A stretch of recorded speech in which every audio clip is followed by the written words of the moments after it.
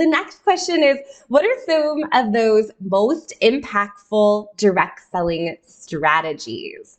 All right, so the most impact I mentioned here earlier, but we're seeing a lot of success with those that are really leveraging one-to-one conversations. And that could be on social media, but the idea would be creating really compelling content and moving that content into a one-to-one conversation. And that's a leap that people have a hard time making. They're sharing things online, and then when someone's liking or commenting or engaging with them, it's pretty easy to engage back on that post. But it's a little bit harder to take that into a one-to-one conversation to foster that relationship, share more information about the business opportunity, and invite them to shop or join or host or whatever that next step might be for them. So that's really where we're seeing a lot of success in the social selling space, is those people that can effectively create compelling content that creates curiosity and interest, and then moving that into a one-to-one conversation.